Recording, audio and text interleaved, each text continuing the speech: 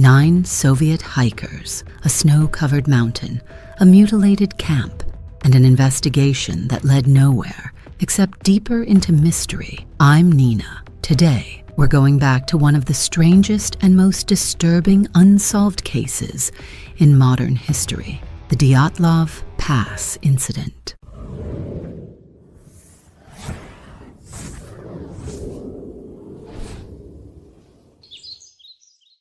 Before it became a tragedy, this was a dream expedition. 10 hikers, 8 men, 2 women, all young, bright, and athletic, students and recent graduates from Ural Polytechnical Institute. Led by 23-year-old Igor Dyatlov, the group left on January 23, 1959, from Sverdlovsk. Destination, Ural Mountain, deep in the northern Urals. They joked, laughed, sang songs on the train. Some of them played the mandolin. They wrote diary entries full of sarcasm and inside jokes. They weren't just teammates, they were friends. On January 28th, one hiker, Yuri Yudin, turned back due to knee pain and illness. He said goodbye, not knowing he would be the last to see them alive. In his memoirs, Yudin recalled the group joking with him, teasing him for backing out. Dyatlov smiled and said, "We'll be back soon. Wait for us." The hikers kept meticulous records, diaries, cameras, even a group newspaper they made for fun called Evening Otorten. They wrote skits. They laughed about eating too much condensed milk. They posed shirtless in the snow just to be ridiculous. These weren't people spiraling into madness. They were thriving. By February 1st, they reached the slopes of Kholat Syakhl, Mansi for Dead Mountain. The wind was brutal, visibility low. They veered off course slightly, decided to set up camp on the slope itself rather than descend into the forest. A strategic choice, or a fatal one. Weeks passed. No contact. Families grew nervous. On February 20th, the first search party set out. Then the military joined. Planes, helicopters, and rescue teams scoured the region.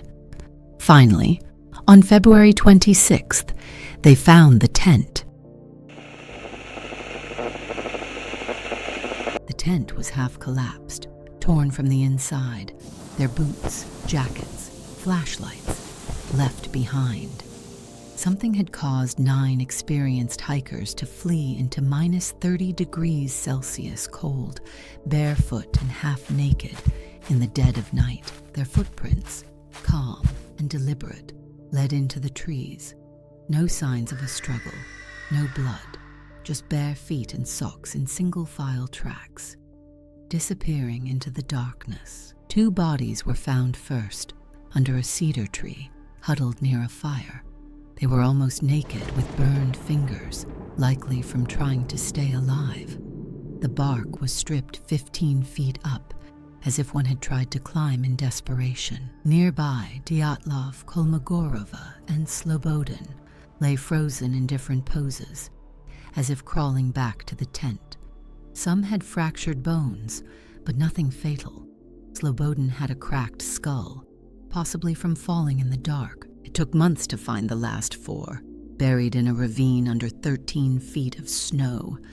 So what happened that night? Let's walk through the theories. Officially, Russia blamed an avalanche in 2019, but the slope angle was wrong. The tent was still partially upright, and the hikers ran away, calmly, not rolled over.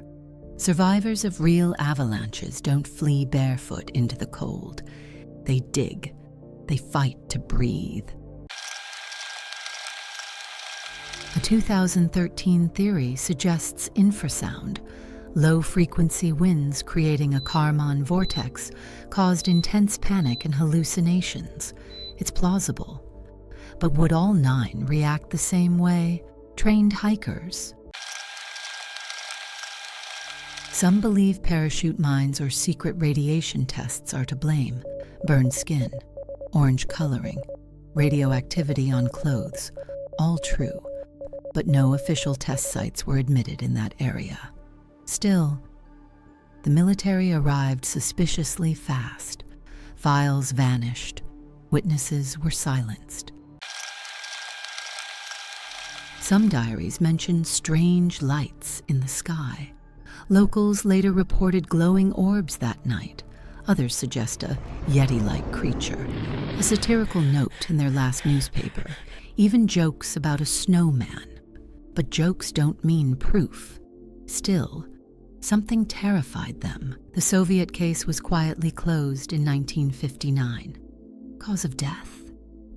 An unknown compelling force. Families were forbidden from viewing open caskets. The mountain was closed for years. They weren't careless. They weren't inexperienced. They were intelligent, prepared, full of life. Whatever they faced that night, it broke them. We may never know what happened on Kholat Shakhl, but we owe it to them, not just to ask how they died, but to remember how they lived. If this story left you with more questions than answers, that's because some mysteries aren't meant to be solved, just explored. I'm Nina, and I'll see you in the next unraveling. I'd truly appreciate it if you subscribed to the channel and gave it a thumbs up. Don't forget to turn on the notification bell so you never miss an upload. I'll be sharing new videos every week, exploring the most mysterious, true events. See you next week.